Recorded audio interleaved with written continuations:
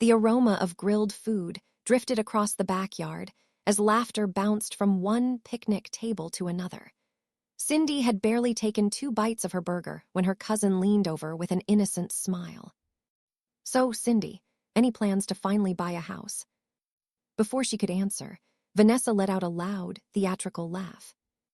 "A house," she repeated, drawing everyone's attention. "She'll never own a home." Several conversations stopped. Vanessa took another sip of her drink and smiled even wider. "She's still renting. At this rate, maybe she'll afford one of those tiny condos when she's 60. A few relatives chuckled. Someone muttered, "Housing prices aren't getting any cheaper." Their father nodded toward Vanessa. "That's why you've always been the smart one. You knew how to invest." Their mother smiled proudly.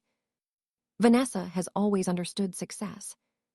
Cindy felt every pair of eyes settle on her. She didn't argue. She didn't force a smile. Instead, she quietly rested her fingertips on the worn leather portfolio sitting beside her chair. The simple movement lasted only a second. Vanessa noticed it. "So what?" she laughed, "keeping apartment applications in there." More laughter followed. Cindy slowly lifted her hand away from the portfolio without saying a word. For the first time that afternoon, Vanessa's confident smile flickered. Because Cindy wasn't embarrassed. She almost looked certain. No one else seemed to notice. The conversation drifted back toward real estate, interest rates, and expensive neighborhoods as if the humiliation had already been forgotten. Vanessa eagerly reclaimed the spotlight, describing a luxury property she claimed she had just secured. She spoke with effortless confidence, dropping neighborhood names and market statistics until several relatives were openly admiring her success. "That's why I keep telling everyone," Vanessa said, pointing her drink toward Cindy. "Discipline isn't enough. You have to think bigger." Their father laughed. "Maybe your sister can give you a few lessons." Cindy simply nodded. "I'll keep that in mind." The calmness in her voice only encouraged Vanessa. She continued criticizing Cindy's old sedan parked at the curb, her modest apartment across town, even the fact that she still packed lunches instead of eating at expensive restaurants. "That's not living," Vanessa declared. "It works for me," Cindy answered quietly. The response disappointed everyone expecting an argument. A few minutes later, Cindy excused herself, picked up the leather portfolio, and walked toward her car. Before getting inside, she opened it just enough to glance at a neatly organized document secured beneath several tabs. She closed it again with careful precision. Her phone rang. The caller ID displayed her attorney's name. She answered. "Everything is scheduled for Tuesday," he said evenly. "Are you absolutely sure you're ready?" Cindy looked back toward the backyard, where Vanessa's laughter echoed through the evening air. Without taking her eyes off the house, she answered softly. "Yes." Then she ended the call. The attorney's office overlooked the downtown skyline, but Cindy barely noticed the view as she sat across from the polished oak conference table. Thick folders covered its surface, each one labeled with dates, addresses, and business registrations. Every page had been organized long before anyone at the barbecue laughed at her. Her attorney slid the largest folder toward her. "I've reviewed everything one last time." Cindy nodded. "I figured you would." He adjusted his glasses. "You've been collecting these records for almost 10 years. She smiled faintly. "I never expected I'd need them." Silence settled between them. The attorney opened the first folder. Inside were property deeds. The second contained incorporation papers for a real estate investment company. The third held certified financial statements, purchase agreements, tax filings, and ownership records organized with color-coded tabs. Everything was legitimate. Everything had been carefully documented. He looked back at her. "You've protected your sister far longer than anyone should." Cindy didn't answer immediately. Instead, she stared at one photograph clipped inside a file. It showed the two of them years earlier, smiling after Vanessa had convinced her to stay quiet during another family argument. I kept thinking she'd eventually stop competing with me, Cindy admitted softly. The attorney leaned back. But she didn't. No. She just kept getting louder. Cindy remembered birthday dinners where Vanessa mocked her apartment, holiday gatherings where relatives praised Vanessa's expensive vacations while quietly asking whether Cindy was doing okay financially. Graduation parties, anniversaries, even ordinary Sunday lunches somehow became competitions Cindy never agreed to enter. She had never fought back. Instead, she worked.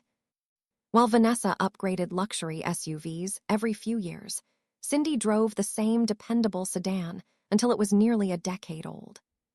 While relatives flew to expensive resorts together, Cindy quietly transferred another portion of every paycheck into investment accounts. She skipped designer clothes, skipped expensive restaurants, skipped impulsive purchases. Every sacrifice bought another opportunity. Eventually, those opportunities became rental homes. Then another. Then commercial space. Then an investment company that almost nobody, including her own family, knew existed. Her closest friends believed she was barely getting by. She had intentionally kept it that way. Not because she was ashamed.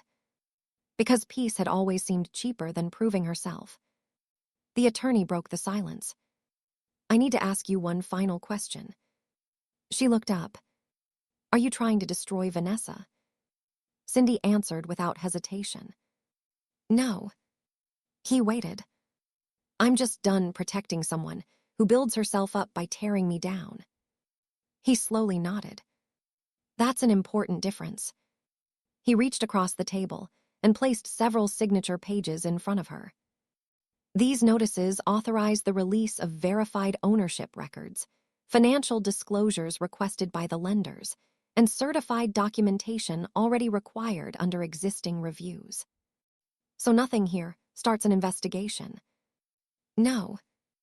It simply allows investigators to receive information they were already legally entitled to. Cindy picked up the pen. Her hand paused for only a moment. Years of staying silent flashed through her mind. Every insult, every comparison, every family gathering where someone else decided who she was. She lowered the pen. One signature. Then another. Then another. The attorney gathered the completed documents into neat stacks before sealing several certified envelopes. He pressed a button on his desk phone. You can send them. An assistant entered, collected every envelope, and disappeared down the hallway. The office suddenly felt much quieter. Cindy watched the door close behind her. That's it, she asked. That's it. She released a slow breath she hadn't realized she'd been holding. The attorney stood and offered his hand. She shook it. As she reached the doorway, his voice stopped her. Once these are delivered. She turned. There's no putting this back. 6 days later, Vanessa's backyard looked less like a family gathering and more like a magazine photo shoot. A valet parked luxury vehicles along the curb. Fresh flower arrangements lined the patio. A catering company moved through the crowd carrying silver trays, while a local photographer snapped pictures of guests, laughing beside a giant banner that read, CONGRATULATIS on your NEWESD investment. Vanessa stood in the center of it, all wearing a designer dress and accepting compliments as if she had rehearsed every smile. I'm telling you, she said to a circle of guests, real estate is all about confidence. If you hesitate, someone richer takes the deal. Everyone laughed. One businessman lifted his glass. Here's to your next million. Vanessa grinned. I'll drink to that. Across the yard, Cindy stepped through the gate. She hadn't planned on coming. After the barbecue, she'd almost declined the invitation. But this gathering had been scheduled weeks earlier, long before everything had been set in motion. Refusing to attend now would only create more family drama. She carried the same leather portfolio tucked neatly beneath one arm. She greeted relatives politely, accepted a glass of iced tea, found a quiet chair beneath a maple tree. She made no attempt to interrupt Vanessa's celebration. That alone seemed to bother her sister. Vanessa spotted Cindy almost immediately. "Well," she called loudly enough for everyone nearby to hear, "I'm surprised you came. I was invited. I figured you'd still be upset about last weekend." Cindy simply smiled. "I'm fine." Vanessa laughed. "Good. I'd hate for anyone to think I hurt your feelings." Several relatives chuckled. Their mothers shook her head. "You girls never change." Cindy looked down at her drink instead of answering. Vanessa interpreted the silence exactly the way she always had, as surrender. She turned back toward her guests. "Now," she announced proudly, "let me tell you about the lake property we're closing on next month." People gathered closer. She described appreciation rates, rental income, future developments. Every sentence made her sound more successful than the last. Then, a white courier van pulled slowly into the driveway. No one paid much attention, until a second courier vehicle stopped behind it. The conversations faded. Two uniformed delivery drivers climbed out carrying stacks of certified envelopes. One approached Vanessa. Vanessa Walker. She smiled confidently. "That's me. I need your signature." "For what?" "Certified legal correspondence." She shrugged and signed. Then the second courier stepped forward. "I also have certified deliveries." Vanessa frowned. "More?" "Several." Guests exchanged curious glances as the drivers continued pulling envelope after envelope from their bags. Some were addressed directly to Vanessa. Others carried the names of companies she frequently mentioned during business conversations. Still more were marked for investment partnerships. One by one, the envelopes piled across the outdoor serving table. Someone laughed nervously. "Looks important." Vanessa forced a smile. "I'm sure it's routine." She tore open the first envelope. Her smile weakened. She opened another. Then another. Color drained from her face. "What is this?" Before anyone answered, several guests' phones buzzed almost simultaneously. A businessman frowned at his screen. "That's strain." Another investor looked down at his own email. His expression changed. He turned toward Vanessa. "I thought you personally owned Maple Ridge Holdings." Vanessa hesitated. "I do." He slowly lowered his phone. "According to this filing, you don't." A woman standing beside him looked at her own email. "It says the ownership structure you've been presenting is inaccurate." Another guest spoke up. "And these lender notices mention discrepancies in the financial disclosures." Whispers spread through the crowd. "What discrepancies?" "I don't understand. Weren't these already verified?" More phones vibrated. More emails arrived. People began quietly comparing documents. One guest opened the county property database on his tablet. Another searched public business records. A third frowned at the screen. "Wait." He zoomed in. "These filings don't match what we've been told." Vanessa's breathing quickened. "You're misunderstanding them." "No," another investor replied carefully. "I don't think we are." Across the yard, Cindy remained seated. She hadn't spoken. She hadn't handed anyone a document. She simply watched as people compared public records that had always existed but had never been examined together. Vanessa looked toward her. For the first time in years, there wasn't arrogance in her eyes. There was panic. She hurried across the lawn, grabbed Cindy's arm just tightly enough to stop her from standing, and lowered her voice. "What exactly did you file?" Vanessa's fingers tightened around Cindy's arm. "What exactly did you file?" she whispered, her voice shaking. Cindy slowly looked down at the hand, gripping her sleeve. "Nothing that wasn't already true. Don't play games with me." "I'm not." Vanessa searched her face for panic. For guilt. For satisfaction. She found none. Cindy gently pulled her arm free. "I didn't create those records. You started this." "No," Cindy replied calmly. "I stopped protecting it." Vanessa stared at her, as if she had spoken another language.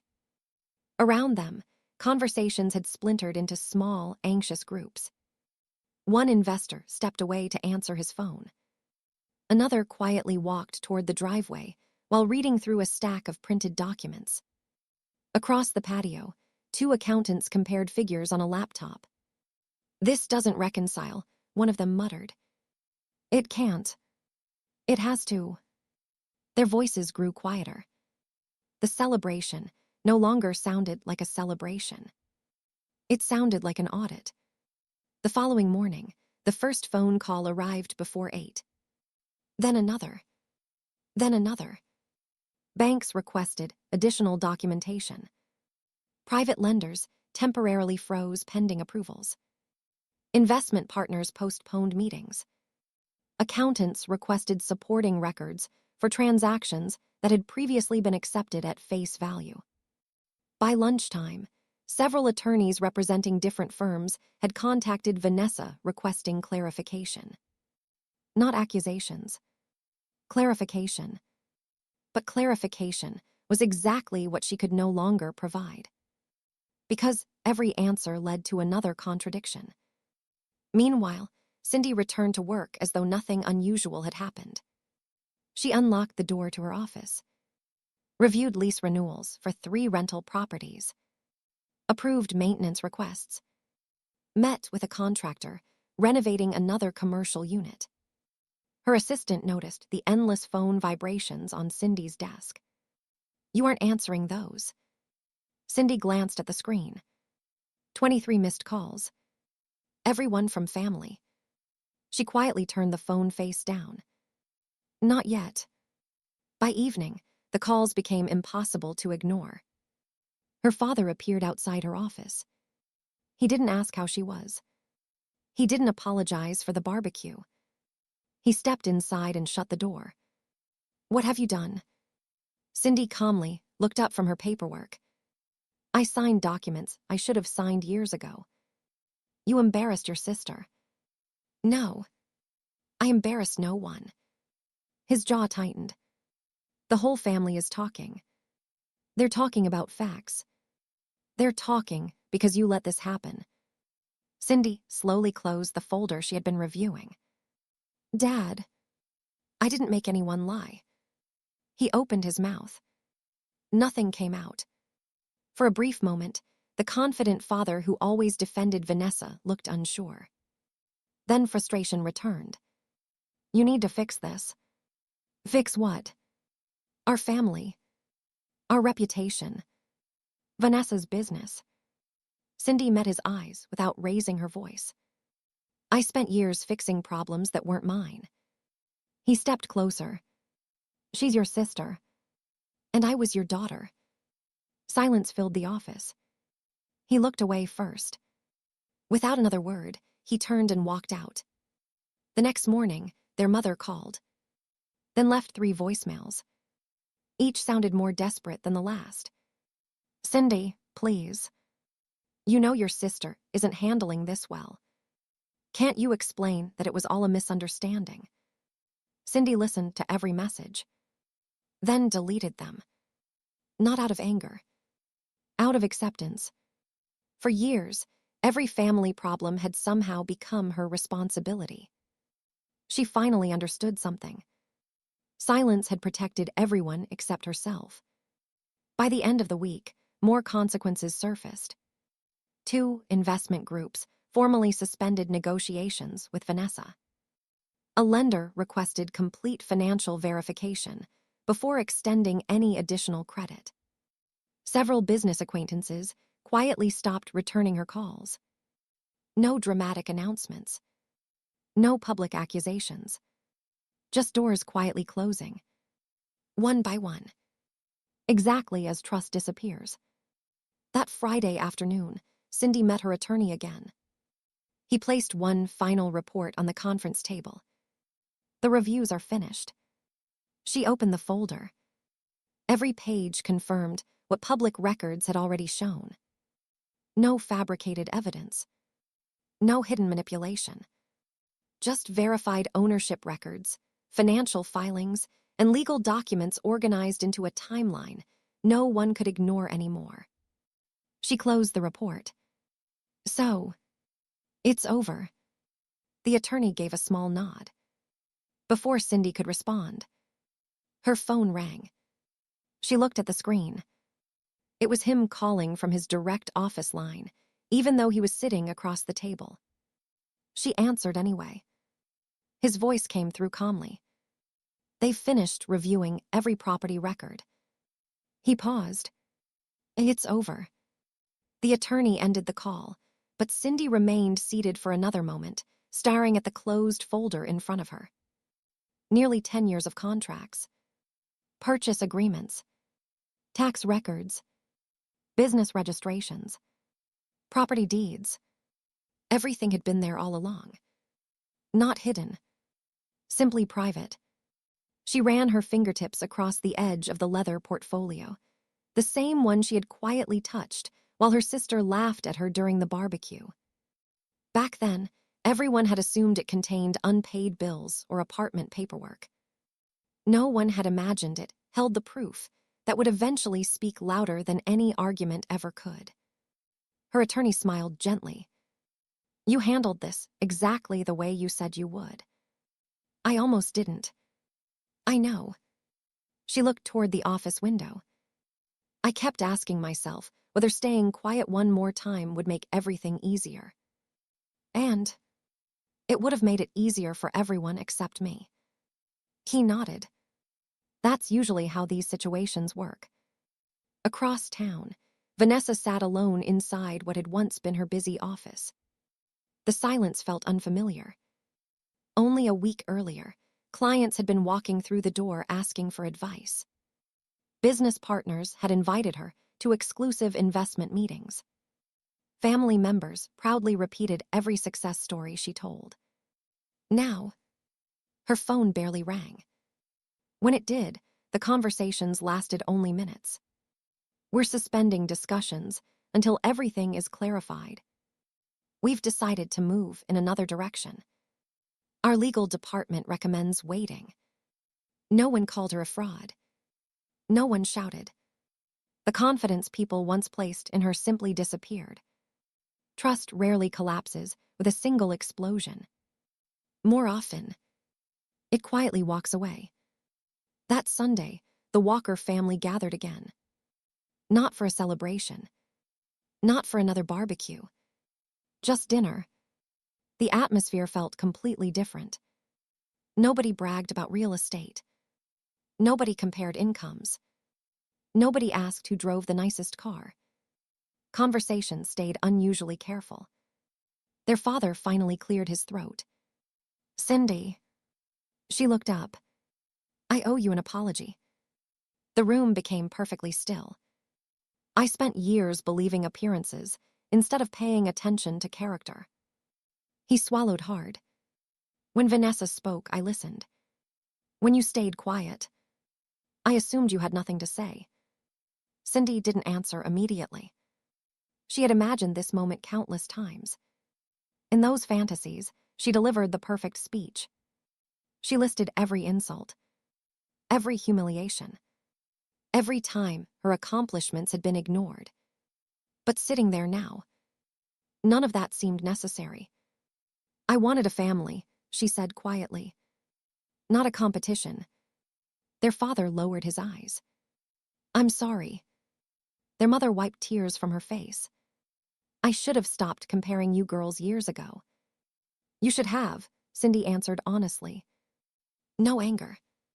No bitterness. Just truth. Across the table, Vanessa remained silent. For perhaps the first time in her life, There was no explanation ready. No story polished enough to repair what had happened. She looked at Cindy. "I thought you were trying to ruin me." Cindy shook her head. "If I wanted that, I would have exposed everything years ago." Vanessa frowned. "Then why now?" "Because I finally realized protecting your image was destroying my peace." The words settled over the room. No one argued, because everyone knew they were true. Over the following months, life slowly found a new rhythm. Several of Vanessa's investment ventures dissolved after partners chose not to continue working with her. Future financing became far more difficult. The reputation she had spent years building through appearances could not be rebuilt overnight. This time, people wanted documentation instead of promises. Meanwhile, Cindy quietly continued exactly as she always had. She purchased another rental property after completing months of careful research. She renovated 2 commercial units already owned by her investment company. She expanded her team 1 employee at a time. Nothing about her lifestyle suddenly became extravagant. She still drove the same dependable sedan, still packed lunches, still preferred practical decisions over impressive ones. The difference was no longer hidden. When relatives asked how she had accomplished so much, she answered honestly. Slowly, some younger cousins began asking her for budgeting advice. Others wanted to understand investing. Unlike Vanessa, Cindy never treated those conversations as opportunities to impress anyone. She explained patiently. She encouraged consistency instead of shortcuts. She celebrated discipline instead of appearances. People listened because they trusted her, not because she spoke the loudest. Family gatherings eventually became peaceful again. The comparisons disappeared. The jokes stopped. No one questioned whether Cindy would ever own a home. Everyone already knew the answer. She owned several. But what mattered most wasn't the number of properties listed under her company. It was the freedom she finally felt. For years, she had measured success by whether her family accepted her. Now she measured it by something much simpler. Living honestly. Sleeping peacefully. Never needing to pretend. One afternoon, months later, she walked through the front door of a newly renovated property she had just finished restoring. Sunlight poured through the living room windows. She set the familiar leather portfolio on the kitchen counter. The same portfolio that had once inspired laughter at the barbecue. She smiled to herself before placing it inside a cabinet. She no longer needed to carry proof of who she was.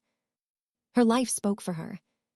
The day my sister laughed and said I'd never own a home, she believed success was something you announced to everyone around you. 6 days later, the truth reminded us all that real success doesn't need applause. It simply stands on a foundation no lie can shake.